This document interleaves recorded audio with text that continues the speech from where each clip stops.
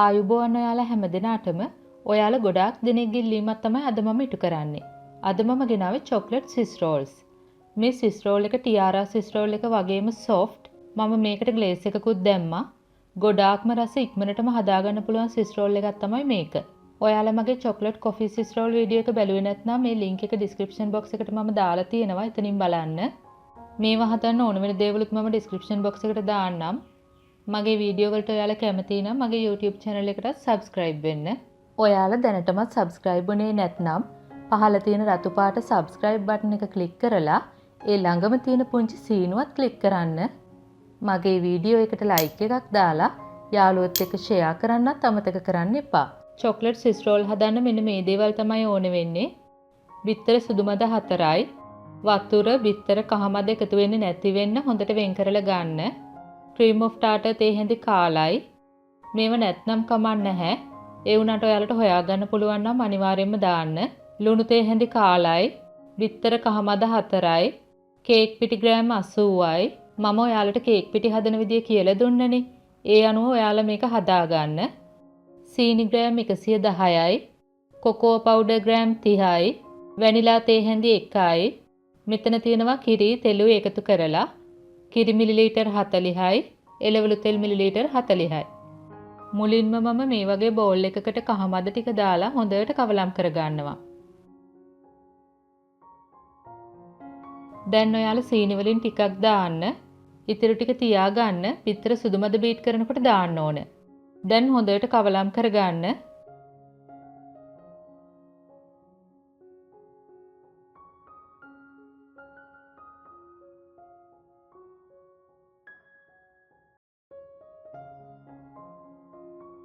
මම දැන් එකතු කරන්නේ වැනිලා, තෙල්, කිරි. දැන් ඔයාලා සීනි ටික හොඳටම දියවෙනතුරු කවලම් කරගන්න.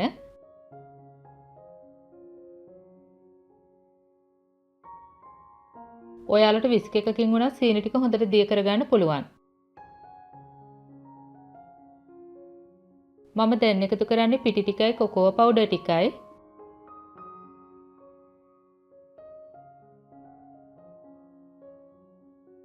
දැන් ඔයාලා මේ සැහැන්දක් අරගෙන මේ වගේ හොඳට කවලම් කරගන්න.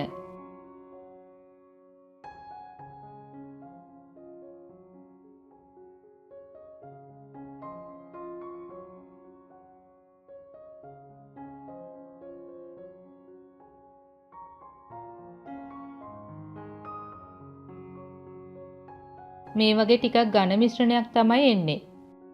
දැන් මම තව භාජනයකට බිත්තර සුදු මද, ලුණු, cream of tartar එකතු කරනවා. ඔයාලා දැන් මේක high speed හොඳට බීට් කර ගන්න ඕන.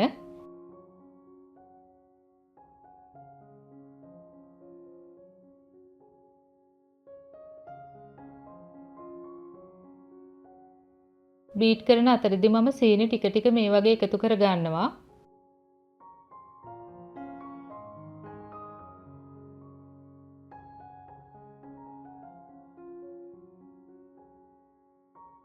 දැන් ඔයාලා high speed එකේ හොඳට පීක් එකක් එනතුරුම බීට් කර ගන්න ඕන. බලන්න මේ පීක් එක මේක ටිකක් නැවෙනවා. ඒ කියන්නේ soft පීක් එකක් තියෙන්නේ. මම තව ටිකක් බීට් කර ගන්නවා.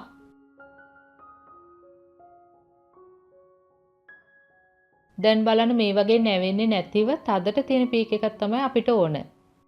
මම දැන් මේ වගේ සුදු මද වලින් ටිකක් දාලා අපේ පිටි මිශ්‍රණයේ තියෙන ඝන ගතිය අඩු කර ගන්නවා.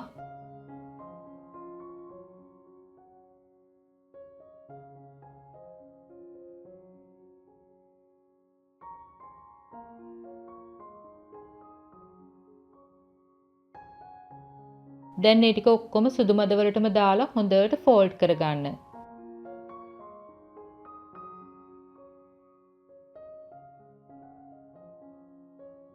ගොඩාක් කවලම් කරන්න එපා. මේ වගේ හොඳට පෙරලා ගත්තම ඇති.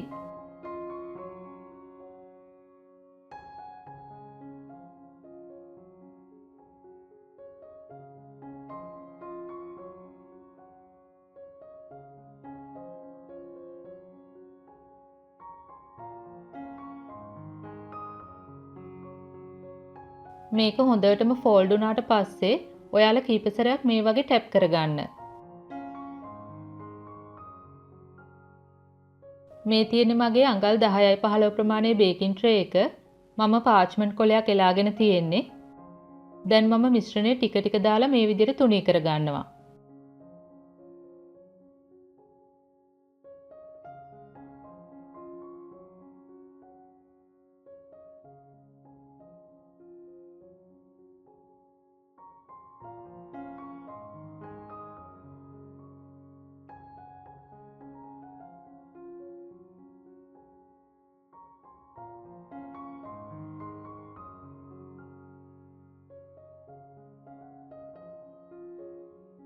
මම දැන් මේ වගේ හොඳට ටැප් කරගන්නවා.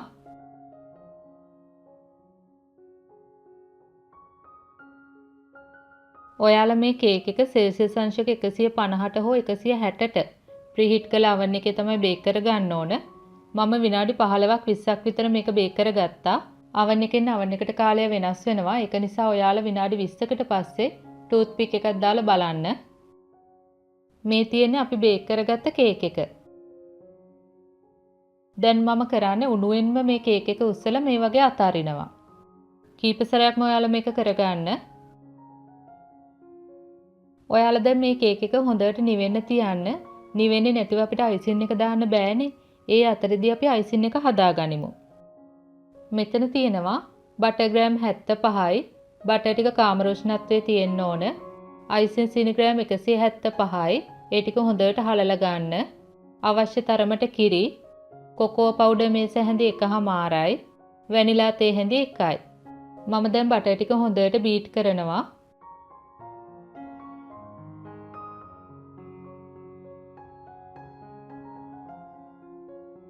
දැන් වැනිලා කොකෝ පවුඩර් එකතු කරන්න.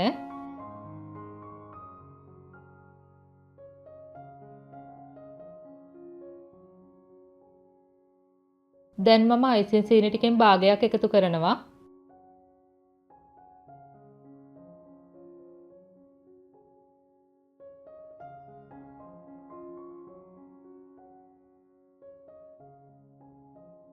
කිරිමේ සැහැන්දකුත් එකතු කරන්න.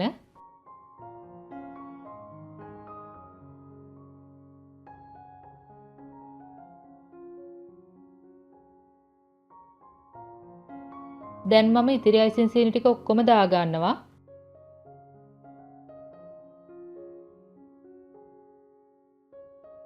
ඝනයි වගේ නම් තව කිරිමේ සැහැඳි භාගයකුත් දාගන්න. දැන් මේක හොඳට බීට් කරගන්න.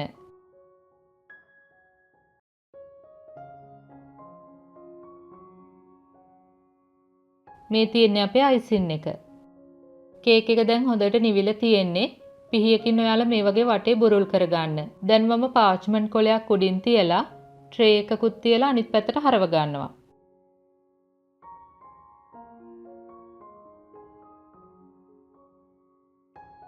දැන් මේ පාච්මන්ට් කොලේ අයින් කරගන්න. ආයෙත් තව පාච්මන්ට් කොලයක් තියලා අනිත් පැත්තට හරව ගන්න.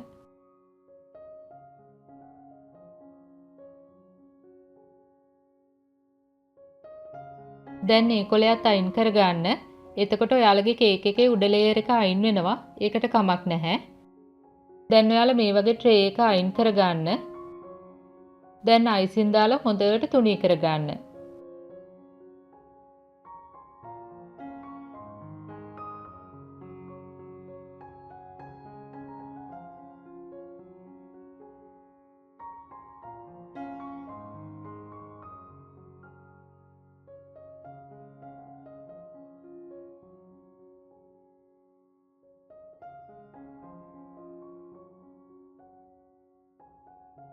දැන් ඔයාලා රෝල් කරනකොට මේ වගේ පොඩි ප්‍රමාණයකින් පටන් ගන්න.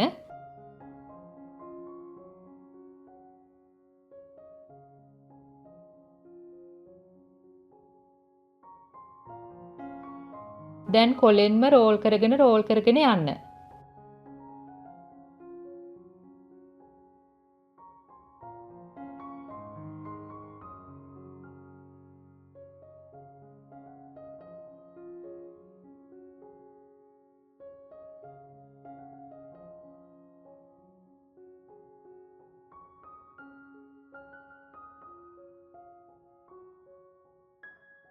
දැන් තව පාච්මන්ට් කොලයක් උඩින් කේක් එක තියලා මේ විදිහට හොඳට ඔතා ගන්න.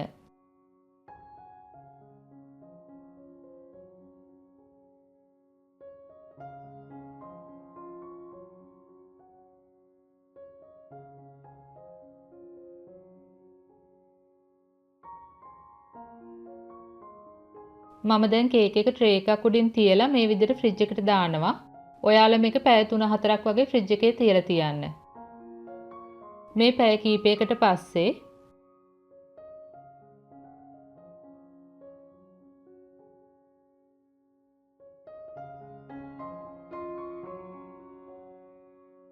දැන් මම ඔයාලට පෙති කීපයක් කපලා පෙන්නන්නම්.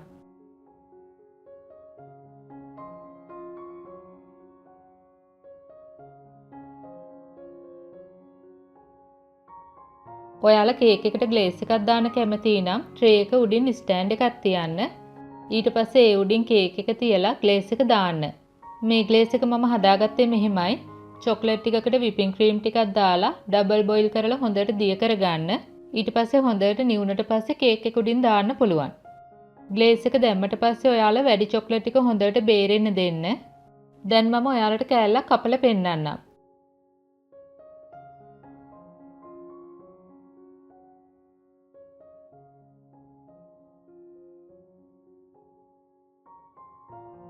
ඔයාලා කැමති නම් අයිසිං වලින් කැමති රටාවක් දාගන්න.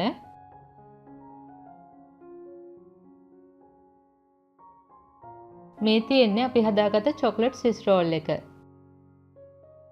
දැන් ඔයාලටත් ගෙදරදීම ස්විස් රෝල් හදන්න පුළුවන්නේ. ඉතින් ඔයාලත් මේවා හදලා පවුලේ අයත් එක්ක රස විඳින්න. මේ සම්බන්ධයෙන් ඔයාලගේ අදහස් යෝජනා පහලින් කමෙන්ට් එකක් දාන්න. අපි ආයෙත් මේ වගේම රසබර වීඩියෝ එකකින් හමු වෙමු. එතකන් ඔයාලට සුබ දවසක්. ස්තුතියි.